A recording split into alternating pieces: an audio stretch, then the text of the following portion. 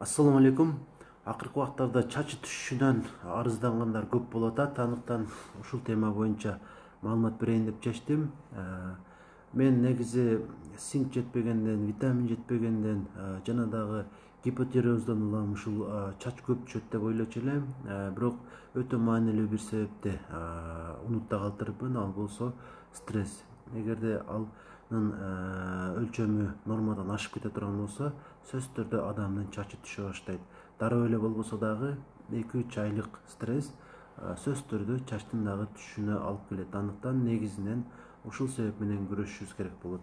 Эми билесиздер да стрессти, ар кандай кыжалатчылык, ар кандай коркуу, ар кандай жаман ойлор бул стресс деп түшүнсөк болот. Эки түрү бар стресстин: пайдалуу жана зыяндуу. Пайдалуу стресс дегенде бул акыры сизге ырахат тартуулай турган же болбосо жагымдуулук тартуулай турган стресстер. Мисалы, эртеден кечке орозо кармаңыз дейли. Албетте ач кабакта кыйналасыз, суусаганда кыйналасыз, бирок кечкурун өзүңүзгө болгон баалуу сезим ашып, жакшы сезип каласыз. Бул жакшы стресс. Ушул сыяктуу эле сиздин чыдашыңызга туура келген, бирок акыры жакшы боло турган баардык нерсе бул пайдалуу стресс деп түшүнсөк болот. Ал эми зыяндуу стресс ишке байланыштуу, башка нерселерге байланыштуу ар кандай кыжалатчылыктар, күтүлбөстүктөр, адамдар менен болгон чыр чатак, ушулардын баардыгы зыяндуу стресс болуп эсептелинет.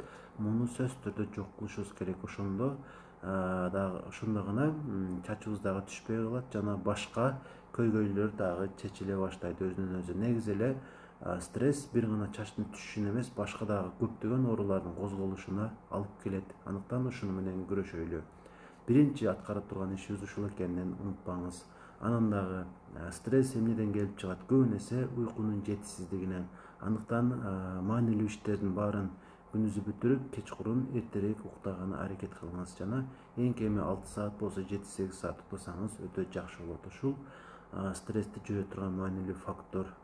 Анан дагы кыймыл аракет жана дагы кыймыл аракетти эки түргө бөлүп койсок болот. Бул биринчиси машыгууларды айтайлы. Ар кандай айрыкча чуркоо бул өтө пайдалуу нерсе. Акылдуу болгубуз келсе, күчтүү болгубуз келсе жана дагы сулуу болгубуз келсе дагы чуркашыбыз керек. Бул өтө пайдалуу, маанилүү нерсе.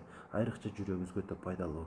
Анан дагы үйдө, короодо иштен келгенден кийин дагы ар кандай күч колдонуп аткара турган иштерди кылып турсак, бул дагы пайдалуу ден соолук үчүн, стрессти дагы жоет. Анан дагы бир сунуш Б тобундагы витаминдерди айына бир жолу, бир 5 күн болсо дагы таблеткасы болсо таблеткасын, болбосо уколун болсо уколун алып койсок, күнүнө бир эле жолу жетет.